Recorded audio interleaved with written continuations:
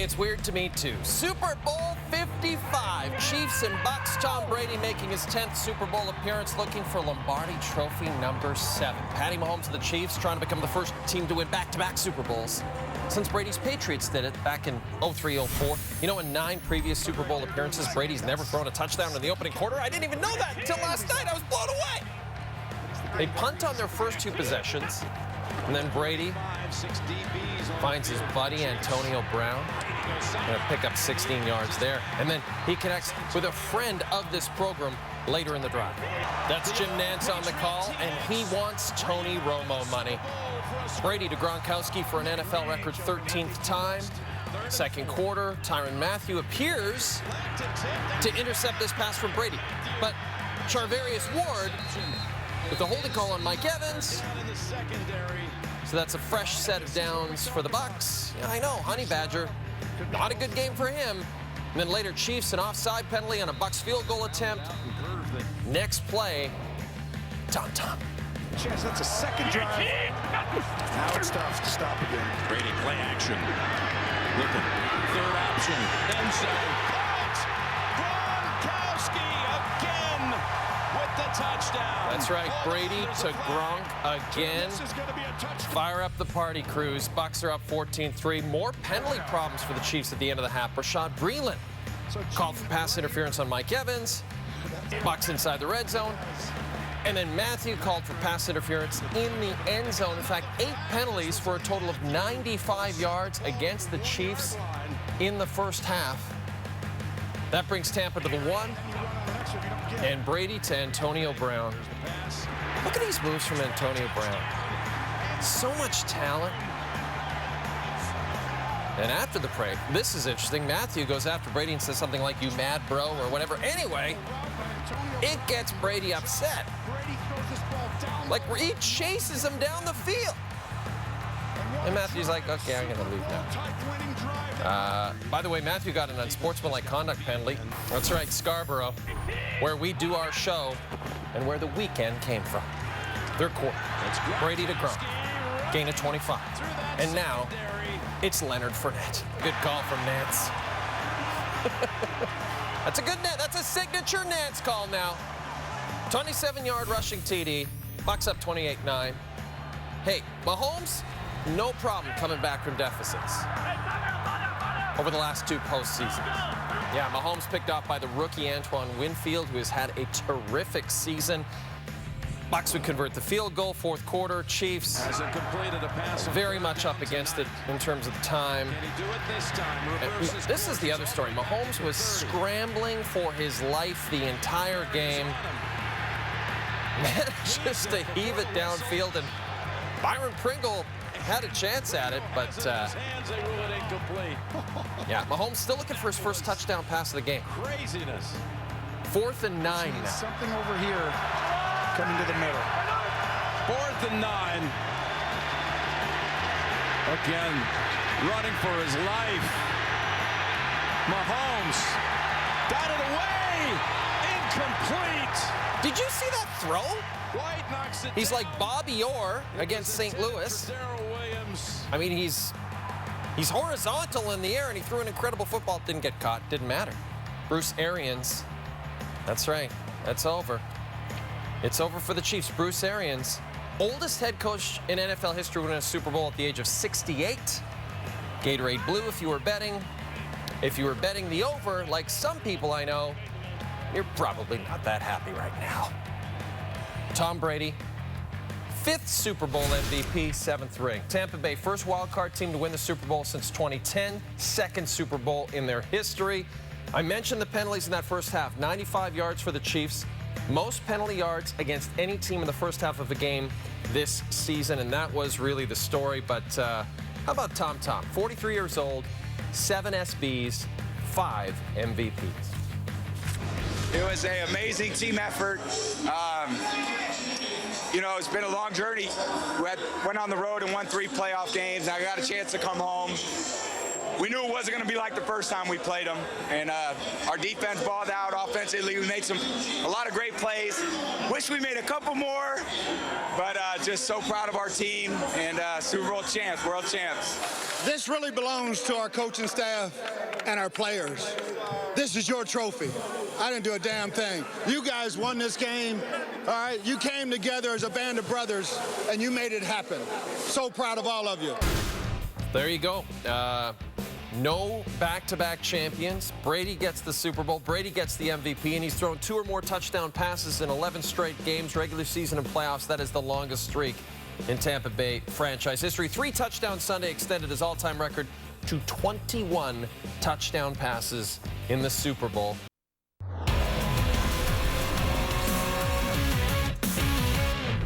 Our program brought to you by our friends at McDonald's. The Buccaneers have won their first Super Bowl in 18 years, and Tom Brady, first player at any position to win an NFL championship in at least 3 different decades, 43 years old, now the oldest player to appear in a Super Bowl. It's also his 7th title. He has won more Lombardi trophies than any franchise in NFL history. That's right.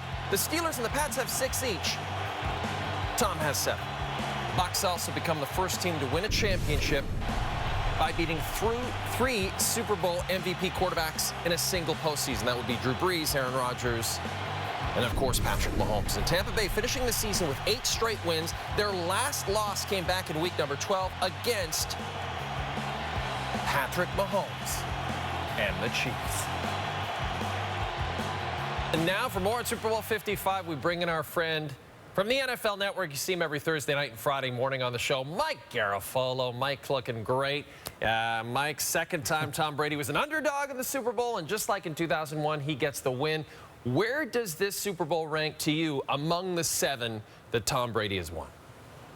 It's almost kind of separate, right? It almost kind of feels almost like his first of his coaching rings, right? Because of the way that this entire team really transformed itself once he arrived and really learned the way that Tom Brady does things, and that trickled down. I mean, you saw the way even this defense played. Now, that's a credit to defensive coordinator Todd Bowles, but, you know, in talking to players there, they said it's an accountability thing that arrived when Brady arrived. Like, if you made a mistake, he's on the sideline barking at you, and it's almost like you don't want to let Dad down. So you saw the way that they played, particularly in their last 2 ball games, the way that they played really smart football from the beginning of the game all the way through the end on both sides of the ball.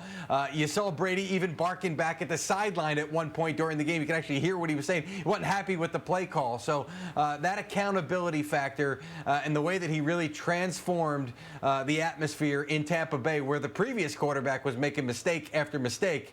This is the team that didn't make mistakes, didn't beat itself tonight, and really during this entire stretch where they didn't lose a game down the stretch and into the postseason. Boy, their defense was so great. You're so right about that, Mike. Into the game, going into it, the Chiefs are actually downplaying how their offensive line would be able to handle pressure. And boy, did Patrick Mahomes face a lot of pressure. How big of a liability was that Chiefs offensive line?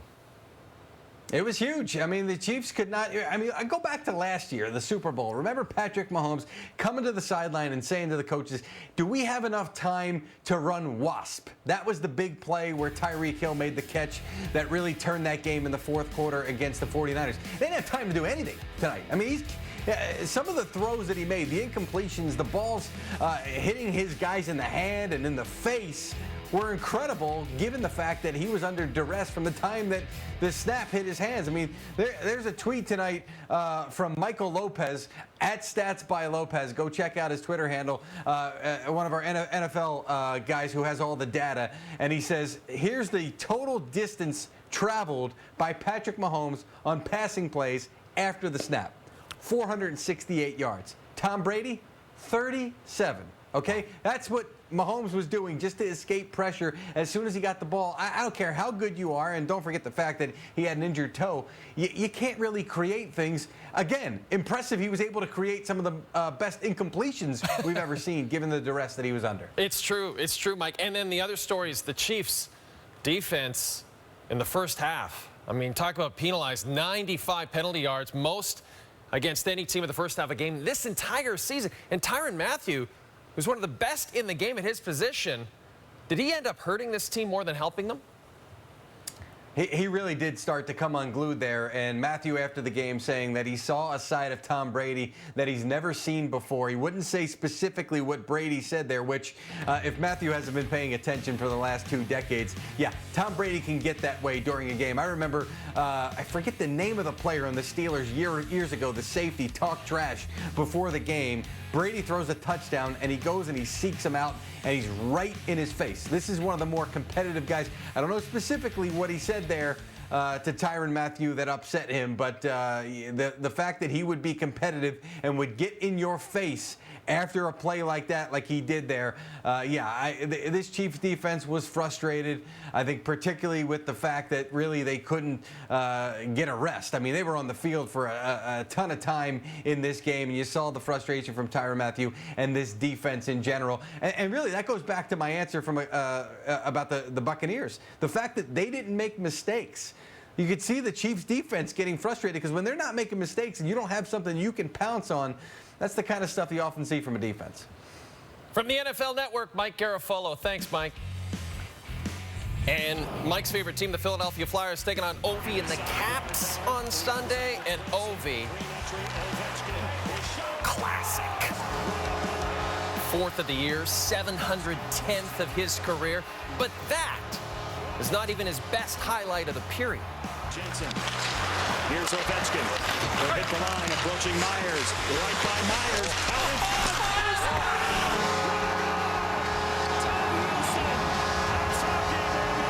That's right, that's hockey with Jay Onrait, weekdays on TSN. What an assist by Ovi. And then he eventually finds his buddy Tom Wilson. What a move on Phil Myers. 16 career points on Super Bowl Sunday for Ovi. He always requests Super Bowl Sunday from the schedule makers. And he keeps it coming to the second. Off the post, off Carter Hart, and in second of the game. Career goal number 711. Late second now.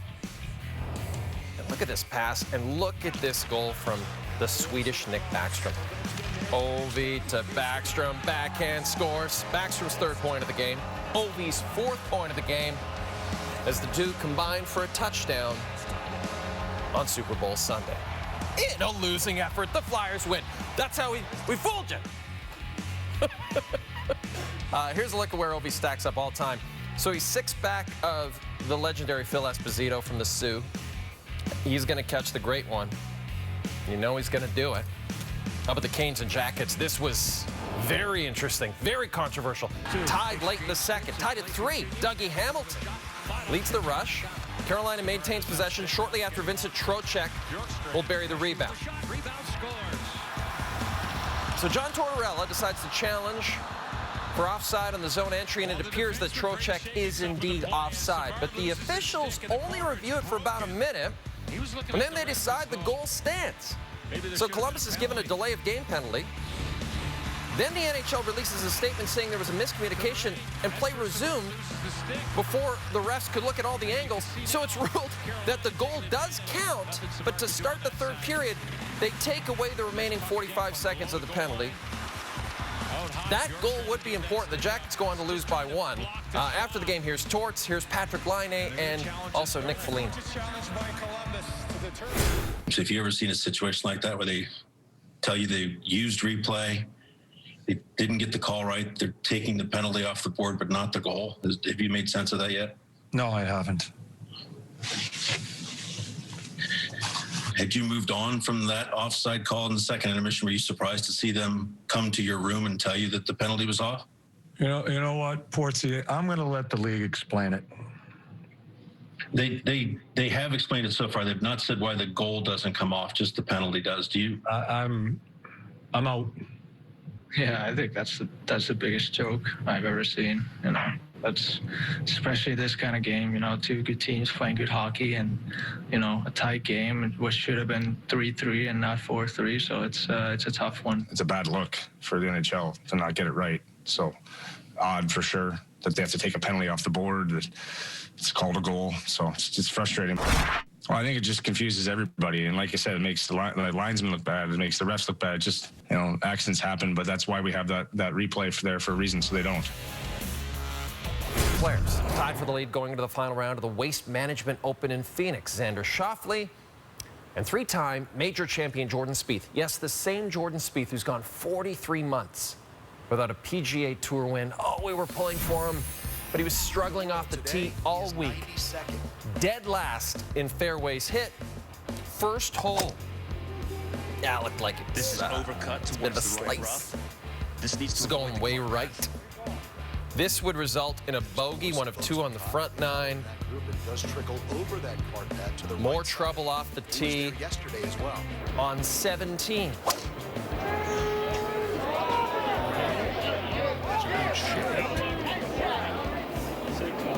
Easy. Sit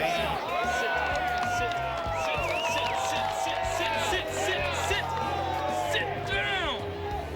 Stop moving. Not possibly going to go in the water. Yeah, you're right, Jordan Spieth. It did go in the water. He finished 2 shots back. Who won this tournament? Guess who's back? Brooks Koepka. He won this tournament in 2016. Second shot on 14. Came into the week with 3 straight missed cuts for the first time in his career. Dials this one in to about 5 feet. First of a 30 birdie run. And then to his second shot on the 17th hole. Bump this into the slope in front of him. Try and judge the kick.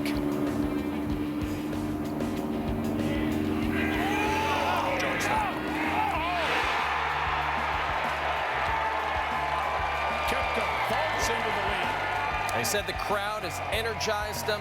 Picks up his 8th PGA Tour victory with a final round 65. Here's Brooks Koepka on what this win meant to him. I've had some real dark moments. I was in some dark places mentally.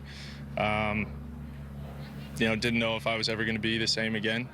No matter, my knee just didn't feel the same as my right one, and I was in some dark places. I'm not going to lie, but I just look at all that hard work I've done with Derek and the work I've done with Butch, Pete, everybody, and it's just, I'm very proud of myself and proud of those guys for everything they've done, and I can't say enough about them. It felt like, I was playing well all week and was just knocking on the door, and then today just stayed patient. I feel like I always do a pretty good job of that, just kind of hanging around, waiting until it's my turn on Sunday, and things happen to go my way.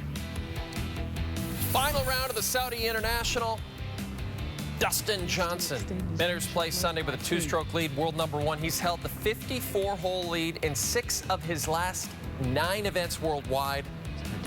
Eagle on the par 5 4th, misses left, settles for birdie. 10th hole from 100 yards out. And this is going to catch the slope, and this will get DJ within a few feet from the hole, which would lead Clever. to this birdie putt. Absolutely beautiful. The commentators were saying he was not great with the putter, and that seems to be the evidence to back them up. 13. Tony Finau tied Johnson for the lead. DJ, second shot from the rough, putting him into a position for birdie. He would make the 11-footer to retake sole possession of the lead. This was his longest hold putt of the day. And then on 17, DJ still up a stroke. Huge drive off the tee. The chip. It's going to be a nice up and down for birdie. Dustin Johnson, 9th European Tour win, captures his 2nd Saudi International title. 268, finished 15 under par. Coming up, more reaction and analysis from Super Bowl 55. You're watching SportsCenter with me.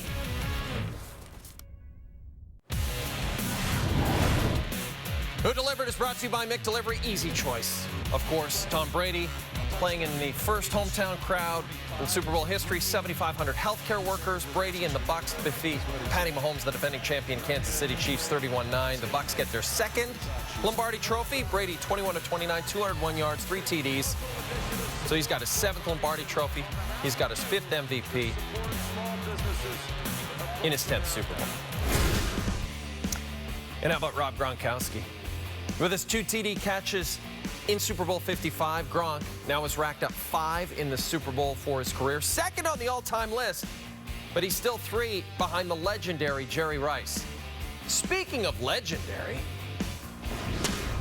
there's just so many storylines to this team this year, but I would say the most important storyline is just how everyone worked together, from the defensive side to the offensive side of the ball. Just everyone contributed. Everyone played their role. It was just amazing. And just what a year it was playing with these guys. Just what a year. I just can't say that enough. What a year it was. It was a pleasure. And just, now it's time to celebrate. Now it's time to celebrate with these guys because we deserve it. It was a grind. It was about 28 weeks straight of football. And now we're going to celebrate because that's what it's all about. How about some hockey? A surprising decision by the Red Wings in their game against Florida Sunday. Anthony Mantha signed that 4-year, $23 million deal in the offseason. Healthy scratch. In his place, Giovanni Smith, the former Guelph Storm star. And he scores his first of the season there off the dish from Bobby Ryan. 2-0 Wings. Then Smith in the slot. Shot stop. Robbie Fabry's there. On the rebound, Smith's got the assist. And then he's hitting people. Mackenzie Weegar. Now, Smith given a minor penalty there, but Aaron Ekblad comes to his defense. So, yes, in a Red Wings jersey, Giovanni Smith has completed the Gordie Howe hat trick. And the Wings take it 4-1. And by the way, Weegar not happy. Thomas Gleis, first wing by a Wings goalie other than Jonathan Bernier in 468 days. Blackhawks and Stars played yesterday as well. Patty Kane, 4-game point streak, 3 goals, 5 assists during that stretch. Second period of this one, Chicago's on the power play. Kane, Dylan Strome, Alex DeBrincat, his 5th. That would open the scoring. Those Stars unis. There's something. Kane's 6th assist in his last 5 games are off to overtime. It's tied at 1. Kane to DeBrincat, and that's your game winner. DeBrincat back-to-back multi-goal games. Kane with his team leading 17th point of the season as the Chicago Blackhawks beat the Dallas Stars 2-1. And the Kings and Golden Knights also played yesterday. 7 minutes into this one, we're already tied at 1. Adrian Kempe beats Robin Lehner. Kings, by the way, on a 3-game losing skid, but they score on their first 2 shots on goal. And not only 30 seconds later, Cody Glass to Zach Whitecloud. Whitecloud, the Vincent Massey grad, first regular season goal. Just 26 seconds after Kempe, so we're tied at 2. Mark Stone comes in 8 points in his last 5 games. Craig Button has him on the 4th line on Canada's Olympic team next year. And there's Chandler Stevenson, the former Saskatoon Blazer and Saskatoon Contact. Stone, team leading 14th point of the season. Vegas up 1 after 1, 3-3 in the 3rd. Stevenson flying into the Kings' end, takes a shot. And it's off Calvin Peterson and in. It's the 2nd game. That's the game winner. Vegas beats LA for the 2nd time in 3 days. Pierre-Luc Dubois took part in his first practice with the Jets Sunday. He's completed his quarantine. He will make his Winnipeg debut Tuesday against the Calgary Flames. Seemed like Shinetti was whispering there. Yep. Heat Knicks. Bam Adebayo averaging 22 points a game over his last 8. Gets the tough shot to fall. He came in leading the Heat in scoring and rebounds this season.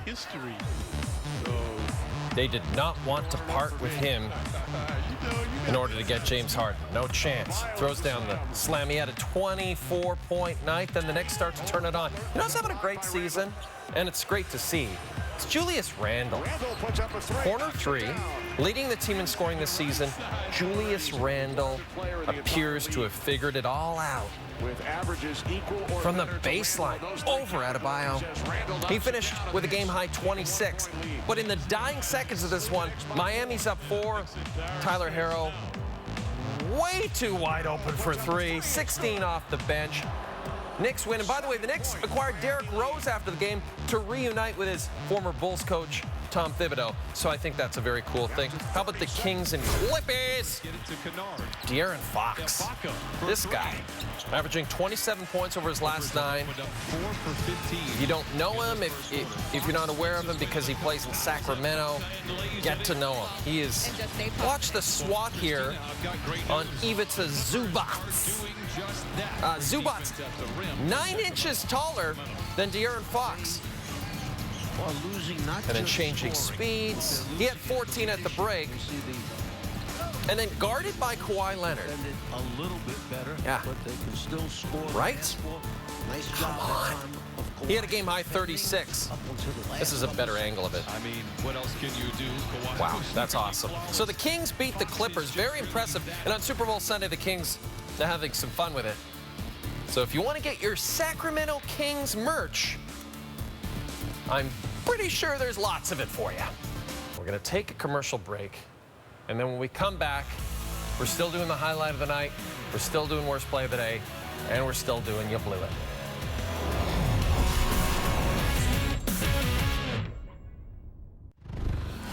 It's the worst play of the day. Let's go with the short shorts. Highlight of the night, Washington, Alex Ovechkin, future Hall of Famer. That is a nifty move to set up his buddy, Tom Wilson. Watch it again. Philippe Myers is the victim of that beautiful play by the Great Eight. And they're wearing their reverse retros, which I still think are their finest uniforms ever. And I apologize to Rod Langway for that one. You blew it. There's only one person messing up now. I said Brooks Koepka won the Phoenix Open in 2016. He won in 2015. I'll get it right. We'll see him Monday, midnight Eastern.